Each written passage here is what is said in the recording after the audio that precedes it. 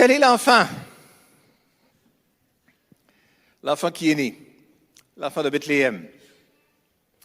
C'est John Maxwell qui disait que Noël, c'est l'histoire d'un bébé né dans une étable qui a transformé le monde à jamais. Simple, humble, retiré, caché, comme dans un endroit, comme dans une étable, et finalement venir au bout de tout ça pour transformer le monde. Voilà ce que Jésus a fait. Quel est l'enfant? Quel est l'enfant? Bien, avant de réfléchir à qui est l'enfant, propulsons-nous tout de suite 33 ans plus tard après la naissance de Jésus, alors que Jésus est dans le palais de justice de Pilate et qu'il comparaît, qu'il est accusé. Et Pilate, le gouverneur, lui pose la question dans Jean chapitre 18, verset 33. Pilate rentra donc dans le palais de justice et fit comparaître Jésus. « Es-tu le roi des Juifs? » lui demanda-t-il. Un peu plus loin, au verset 17, il poursuit en disant, « Es-tu donc roi? » reprit Pilate. « Tu le dis toi-même, je suis roi. Si je suis né, si je suis venu dans ce monde, c'est pour rendre témoignage à la vérité. Et celui qui appartient à la vérité écoute ce que je dis. » Quel est l'enfant? Mais cet enfant, c'est celui qui est le Fils de Dieu, qui est venu pour rendre témoignage à la vérité. Un roi qui règne et qui est venu pour rendre témoignage à la vérité. Quel est l'enfant qui est né ce soir? Bien, c'est un roi qui est venu pour, comme je l'ai mentionné, rendre témoignage à la vérité. Mais c'est aussi, selon Ésaïe, le prophète, qui lui a prophétisé 600 ans ou 700 ans avant la naissance de Jésus, et qui nous parle aussi d'un enfant qui est né dans Ésaïe, chapitre 9, verset 5. « Car pour nous, un enfant est né, un fils nous est donné, et il exercera l'autorité royale. Il sera appelé merveilleux conseiller, Dieu fort, Père à jamais et Prince de la paix. » Dans cette prophétie ici, plusieurs centaines d'années avant même la naissance de Jésus, Ésaïe proclame la parole de Dieu et fait l'affirmation suivante sur le Messie qui doit venir et donne une description en 4 temps de ce merveilleux Sauveur qui va venir et qui nous dit quelque chose qu'on pourrait retenir ce soir parce que ça pourrait bien nous être utile dans nos cœurs et dans nos vies. Un enfant nous est né, donc un enfant est venu. Il exercera l'autorité royale, mais il sera appelé merveilleux conseiller. Un merveilleux conseiller. Ça donne bien parce que j'ai besoin de conseils de temps en temps. J'ai comme l'impression que je ne suis peut-être pas seul non plus. Si vous pensez que vous n'avez pas besoin de conseils, vous avez vraiment besoin de conseils. Mais sérieusement, dans la vie, dans le monde d'aujourd'hui, on a tellement de choix à faire. Et ce n'est pas toujours évident de faire des choix. Surtout si on veut faire des bons choix, avec une plénitude d'opportunités qui peuvent se présenter devant nous. J'ai besoin de direction dans ma vie. Jésus qui est venu devait être ou est un merveilleux conseiller. Parce que j'ai à faire des choix, j'ai besoin de direction.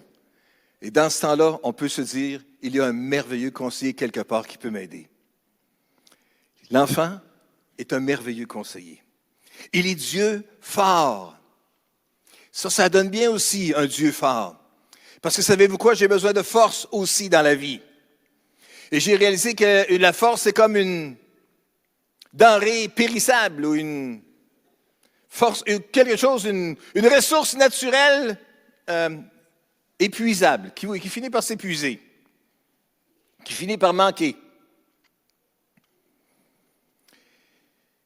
J'ai besoin de force parce que de temps en temps, j'ai à faire face à la fatigue. Mais ça donne bien, il y a un Dieu fort qui peut m'aider et me secourir dans ces moments-là. Il est un Père à jamais. Parce que dans la vie, j'ai besoin de stabilité aussi. J'ai besoin d'avoir les pieds ancrés sur le solide. Il y a tellement d'instabilité autour de nous. Tellement de changements constants. C'est une chose qui n'arrête pas, c'est tout le temps des changements. Ça change tout le temps. Je fais face à de l'insécurité face à ces changements-là. Alors j'ai besoin de stabilité, ça donne bien parce qu'il y a un Père à jamais qui est venu dans la personne de Jésus.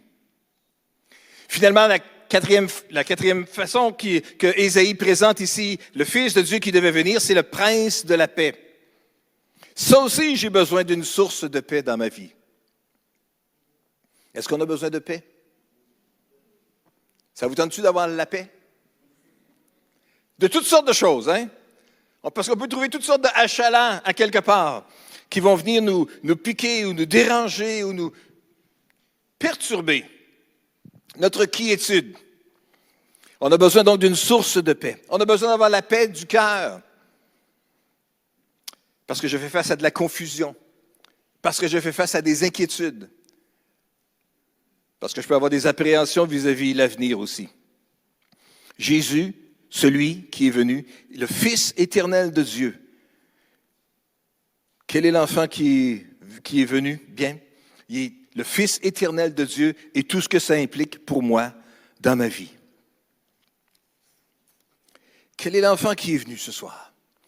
Après avoir parlé d'une perspective que Pilate avait 33 ans plus tard, puis après être retourné en arrière 700 ans pour parler de Ésaïe. Voyons maintenant ce que l'apôtre Paul a à dire concernant la venue de Jésus dans Philippiens, chapitre 2.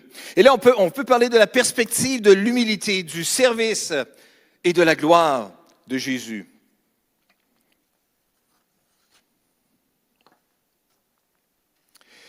Alors que Jésus est né sous l'emprise de la pauvreté, est tout à fait disposé à s'identifier aux gens des classes inférieures de la société, Jésus démontrait ainsi la vérité glorieuse qu'il est venu pour être le sauveur de toute l'humanité. Les anges ont annoncé sa naissance au berger dans les champs de Bethléem et ils sont ainsi devenus les premiers porteurs de la bonne nouvelle. Mais ça, c'est assez significatif parce que les bergers, en général, étaient plutôt méprisés, dénigrés, regardés de haut par les gens ordinaires ou les gens de la bonne société. Et ils étaient ainsi traités parce que les Juifs orthodoxes qui considéraient qu'ils ne respectaient pas les détails des lois cérémonielles. Les besoins essentiels et constants de leur troupeau ne leur permettaient pas d'observer toutes les règles de lavage des mains. Et pour cette raison-là, ils étaient donc méprisés. Ce n'étaient pas des vrais pratiquants, ce n'étaient pas des vrais orthodoxes, ils n'étaient pas vraiment complètement là-dedans. Voilà ce que l'apôtre Paul nous dit dans le livre de Philippiens, au chapitre 2, verset 6. Lui qui, dès l'origine, était de condition divine, ne chercha pas à profiter de l'égalité avec Dieu, mais il s'est dépouillé lui-même. Il a pris la condition du serviteur et il se rendit semblable aux hommes en tout point et tout en lui montrait qu'il était bien un homme. Les paroles utilisées par l'apôtre Paul dans ce passage décrivent donc l'humilité, le don de soi de Jésus. Et ces paroles-là sont au cœur de l'épître aux Philippiens. L'humilité de Jésus et le don de soi. Plusieurs commentateurs ont conclu que la forme littéraire de ce beau passage est en fait un hymne de l'Église primitive qu'on chantait. Et ça décrit d'une façon magistrale la venue et l'humilité de notre Sauveur, de la même manière qu'il s'est identifié dans sa naissance à ses humbles bergers. Il est venu aussi pour aimer et pour appeler tous ceux qui répondraient sans égard à leur position dans l'échelle du statut social. Noël, c'est un moment approprié donc pour se reconsacrer à adopter la même manière de vivre selon le modèle de Jésus, l'humilité, le service, le don de soi. Venir pour servir, venir pour se donner.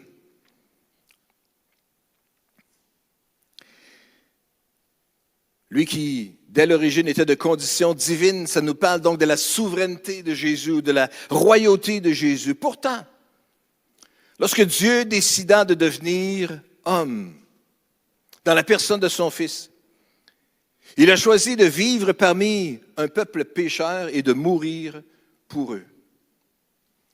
Pour réaliser cela, il devait s'humilier lui-même, quitter sa position exaltée comme dirigeant de l'univers et se soumettre au rôle humble de serviteur parmi les hommes. Et tout au long de sa vie terrestre, Jésus s'est humilié pour s'associer au vrai monde. Peu importe leur statut social ou moral. Et tout ça pour pouvoir les sauver. Christ n'a pas cessé d'être Dieu à ce moment-là, mais il s'est dépouillé volontairement. Jésus, qui dès l'origine était de condition divine, était Dieu. Il était Dieu, pleinement Dieu lorsqu'il a été conçu en Marie. Puis il était encore pleinement Dieu lorsqu'il est monté au ciel à partir du mont des Oliviers après la résurrection. L'humilité de Jésus, la capacité de se dépouiller, de mettre ses prérogatives de côté par amour, parce qu'il aime, parce qu'il voulait s'identifier. Savez-vous quoi, mes amis? L'humilité devrait être évidente dans la vie de ceux qui sont membres de la famille de Dieu. À partir de notre conversion et tout au long de notre croissance spirituelle. Il n'y a pas de place pour l'auto-exaltation orgueilleuse de la part du peuple de Dieu.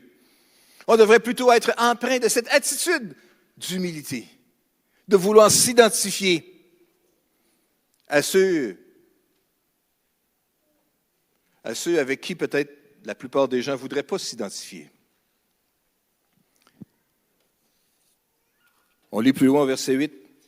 Il s'abaissa lui-même, en devenant obéissant jusqu'à subir la mort, oui, jusqu'à la mort sur la croix. Jésus humble, Jésus serviteur, Jésus prêt à obéir. Des qualités qui devraient se retrouver dans chacune de nos vies aussi. Et parce que Jésus a réalisé ces réalité-là dans sa vie, s'est humilié, a été obéissant. Verset 9, la Bible nous dit, c'est pourquoi Dieu l'a élevé à la plus haute place et lui a donné le nom qui est au-dessus de tout nom. Pour qu'au nom de Jésus, tout être s'agenouille dans les cieux et sur la terre et jusque sous la terre. Et que chacun déclare que Jésus-Christ est Seigneur à la gloire de Dieu le Père. Après que Dieu est accordé à l'homme la permission de faire subir le pire à Jésus. Il a ensuite justifié Jésus de la façon la plus merveilleuse que l'on puisse concevoir. Dieu a défié les lois naturelles de la mort, parce que Dieu est capable de défier toutes les lois naturelles, n'est-ce pas? En défiant les lois naturelles de la mort, Dieu a ressuscité le Seigneur Jésus d'entre les morts. Le tombeau vide, l'annonce de l'ange, il n'est plus ici, mais il est ressuscité, était le cri victorieux de notre foi. Dieu l'a élevé en lui donnant le nom au-dessus de tout nom. Le jour viendra où tout genou fléchira devant Jésus en reconnaissant sa souveraineté. Il est Seigneur. Et nous l'avons chanté ce soir. Oui, je crois que Jésus est Seigneur. Quel est l'enfant?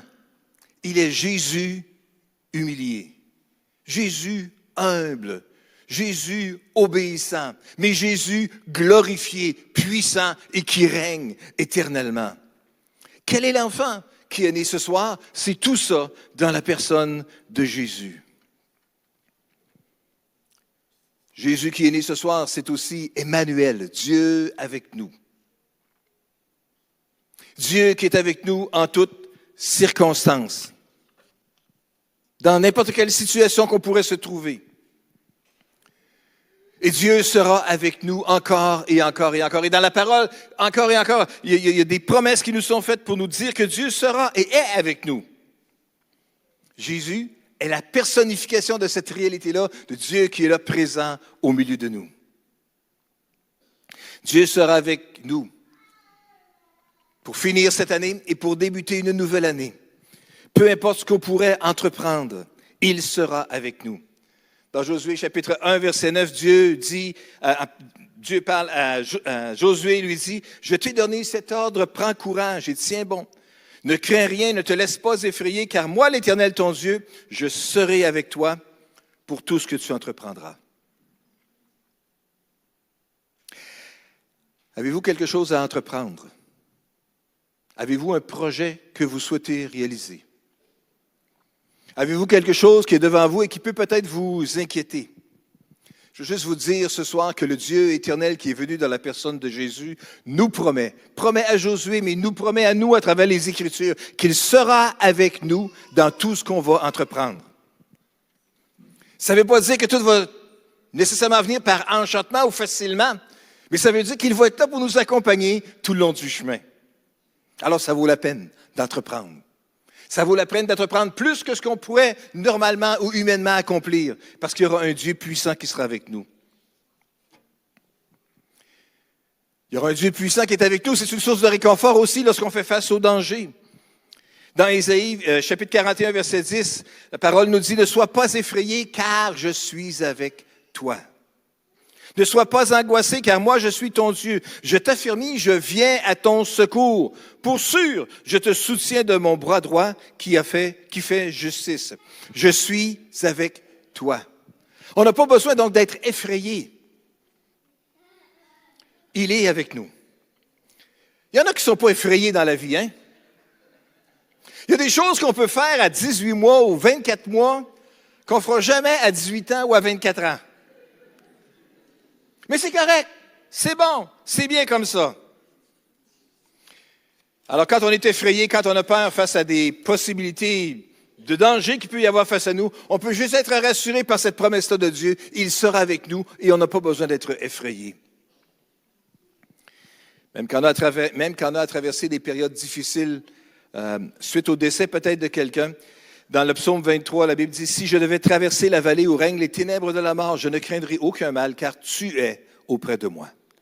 Ta houlette me conduit et ton bâton me protège. » Dieu avec nous, Emmanuel qui est avec nous, dans toutes sortes de choses qu'on peut entreprendre face au danger, dans l'ombre de la mort, il veut encore être avec nous, dans toutes sortes de changements et de transitions.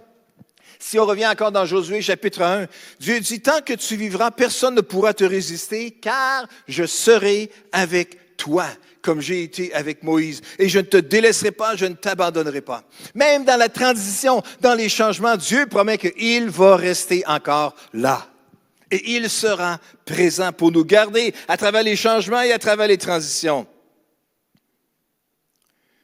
Dieu avec nous. Même lorsqu'on est limité, même lorsqu'on est empêché de pouvoir avancer. Dieu est avec nous, même lorsqu'on est emprisonné. Dans le livre de Genèse, au chapitre 39, lorsque Joseph était emprisonné injustement dans une prison égyptienne, la Bible nous dit que l'Éternel fut avec lui et lui témoigna sa bonté. Il lui fit gagner la faveur du commandant de la prison. Emprisonné, Dieu le gardait. Avoir la faveur d'un gardien de prison, c'est une bonne affaire. J'imagine.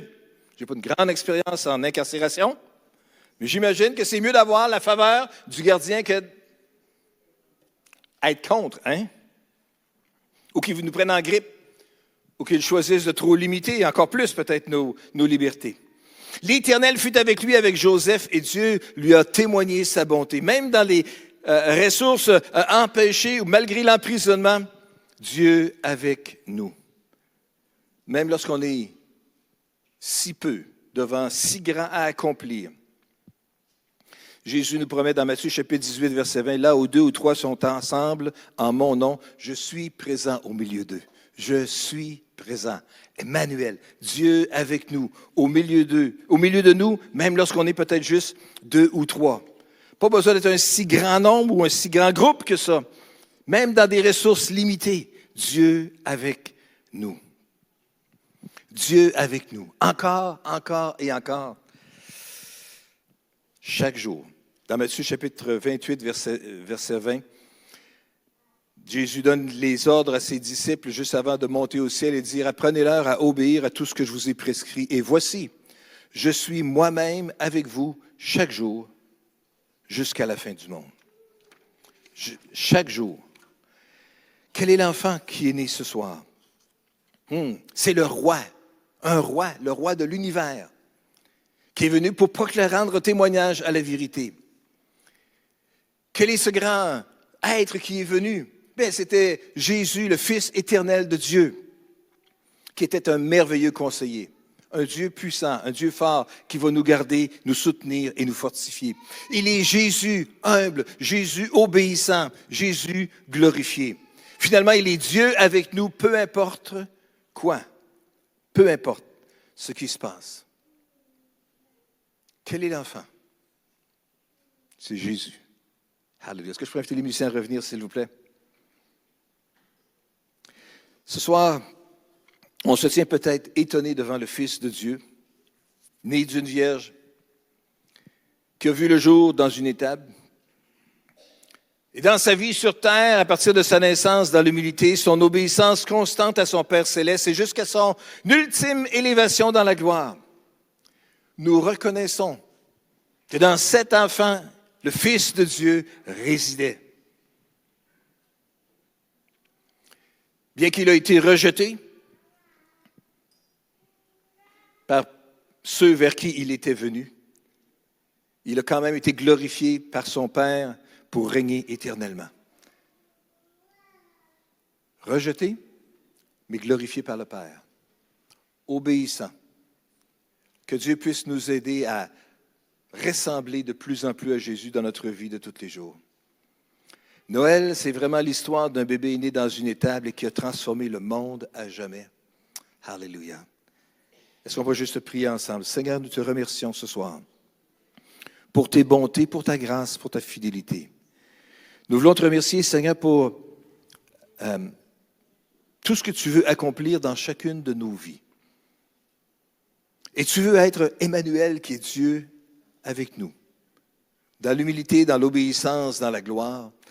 Tu veux nous accompagner à travers les hauts et les bas de la vie, à travers les défis, les limitations, les empêchements, les surprises désagréables ou agréables que la vie peut nous présenter. Seigneur, en toutes circonstances, tu veux juste être là avec nous.